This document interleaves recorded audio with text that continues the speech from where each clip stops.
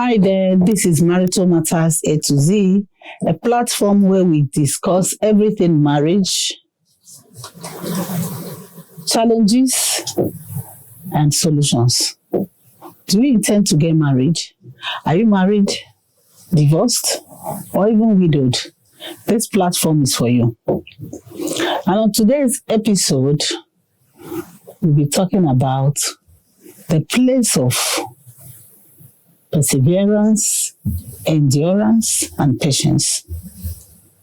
Where is the place of endurance, perseverance, and patience in marriage? Because this is the most reason why we have so much divorce, so much separation in marriage today. Because nobody is ready to persevere anymore. Nobody is ready to endure. Nobody is ready to wait. That patience is lacking. I discovered that these are the reasons why our grandparents, parents' marriages stood the test of time. Because even some of them, are in polygamous homes, like a man getting married to more than one wife, and you see them living in peace.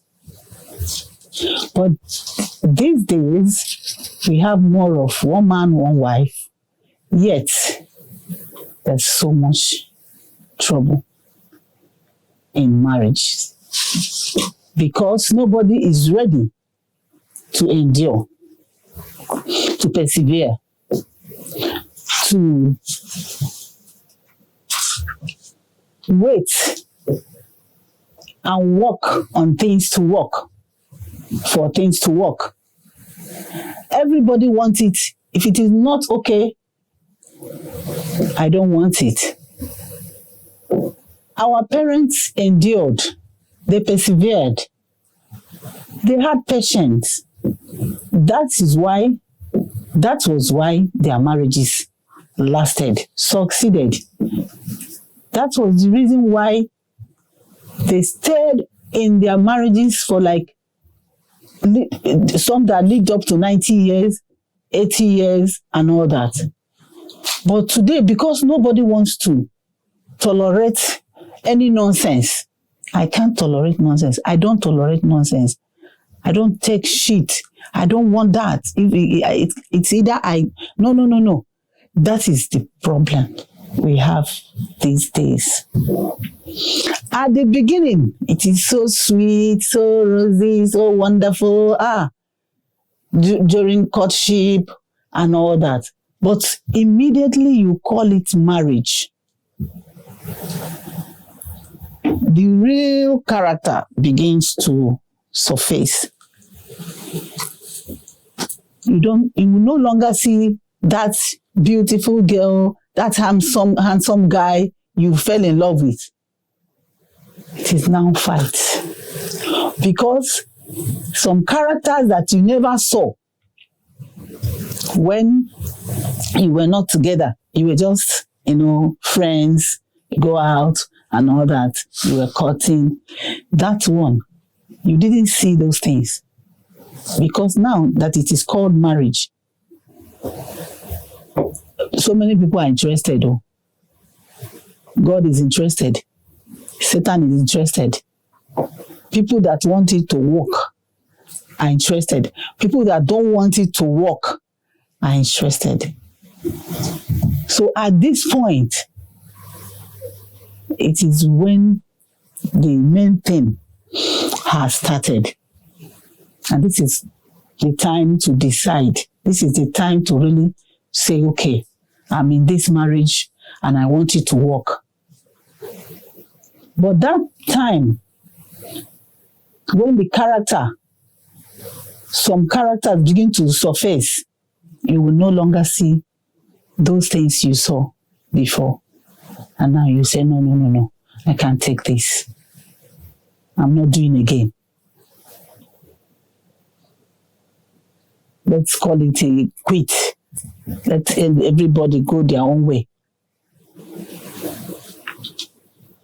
And because the devil has brought in his chair, and is seated in the living room, in the bedroom, he's there to make sure that thing you didn't want to, never wanted to see, you will see it. That thing you never expected, you will see it. Because he doesn't want it to work. And then you don't, because you're not seeing him. So you don't even know where the problem is coming from. But all you know is that, is this not the person that you were confessing love, sweet things, yesterday? What happened? What changed? I can't take this. I never knew you were like this. And you don't want to sit down and seek counsel and try to see if you can do anything about it. God helping you. No, you don't want to waste. I don't want to waste my time with this kind of person. I don't want to waste my time with training somebody. I cannot tolerate this. And this is why we have so much separation, so much divorce today, and so many people, these children coming up, making up their mind that this thing does not work. Why does it work during friendship? That some people will cut. I don't know what to call it, because I'm calling it courtship. Some people will cut for 10 years. And then immediately they call it marriage. 2 years. The marriage is finished.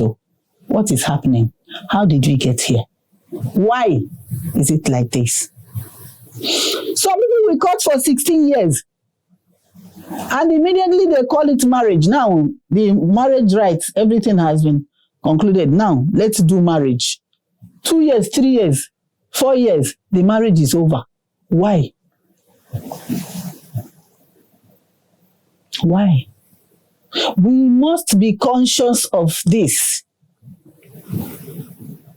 That those people you see, our parents that you see that stayed in marriage for 60 years, 70 years, 80 years, 90 years, they endured so many things. They persevered so many things. They tolerated rubbish from their partners. They tolerated rubbish, nonsense from their husbands, from their wives. That was why they stayed that long. They endured. They were patient for each other because they know that this will not only affect both of them, it is going to affect the children they have brought forth. These children did not beg you to bring them into this world and then mess them up. Bring them into this world and then abandon them. Because sometimes you see a man leave the house, not minding what will happen to these children, their future, their purpose. What will happen to these children, their mental health? This is terrible. Some women will leave the house. I'm not talking about where, there's a threat to life, where there's physical abuse, emotional, verbal abuse and all that maybe someone cannot take. You have prayed and prayed, you have done everything and it's not working. And you are now running for your life. I'm talking about where women walk away, leave the children just because of a flimsy excuses.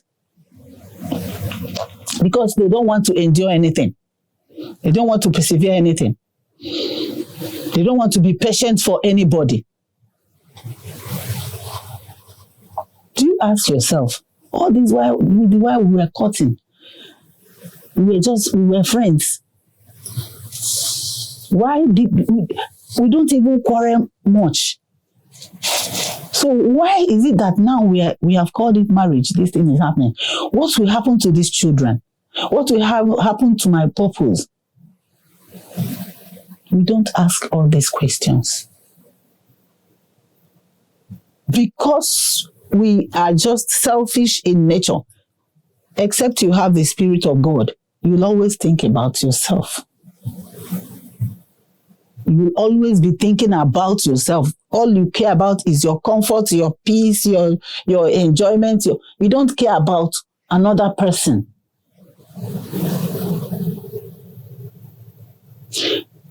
I'm not talking about when you have done everything you need to do, yet your life is in danger. That is the only place where you are excused. Seek the face of God and take God's counsel and do whatever God leads you, directs you to do. But not because you don't want to tolerate any nonsense. You don't want to endure anything. You don't want to go through anything. Some people will say, I don't want to go through suffer with any man. No. I don't want to go through any hardship with any man. Please, if the person is not ready, everything ready, I'm not doing.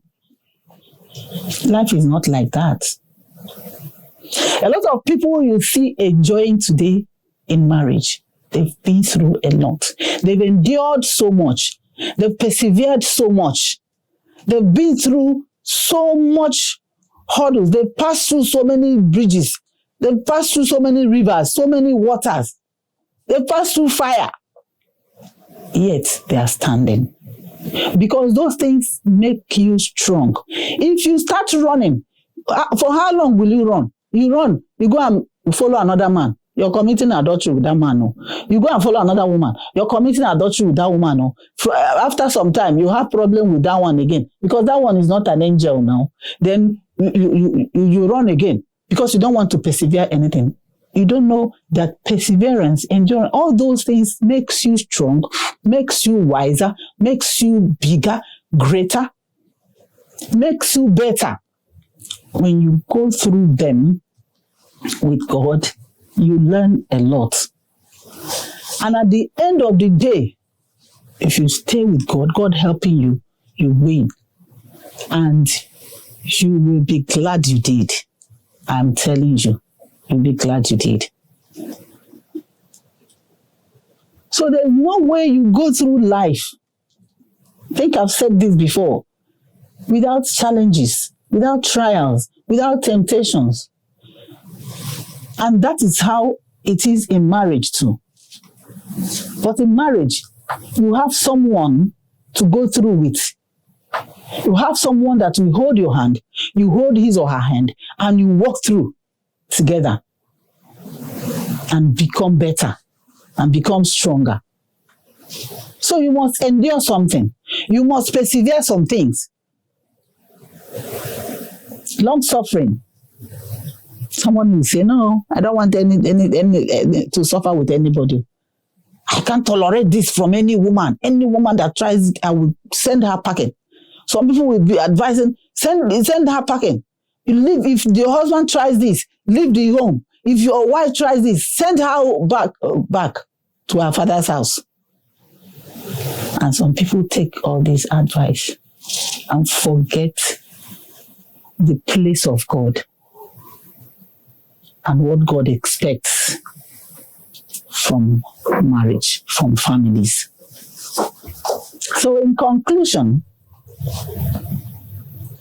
for your marriage to answer successful, beautiful, there are so many things. There's so many water. Water has passed through the bridge. There are so many things you endured. There are so many things you persevered. You were patient. So many people would have divorced today, yesterday, but because they endured, they persevered. And I tell you, if you persevere because of God, for God's sake, you will never remain the same. Each time you persevere and you overcome, you will never remain the same. You're growing. You're becoming better, stronger, wiser, bigger, greater. Each time you persevere, each time you endure for God's sake, because there's a reward.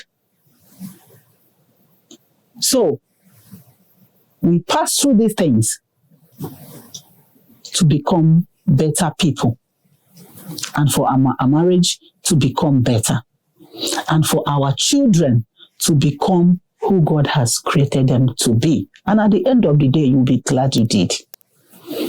Thank you so much. This is the end of this episode. Please like, share, comment, and subscribe. Follow us on other social media handles. Thank you so much. God bless you till I come your way next time. Bye.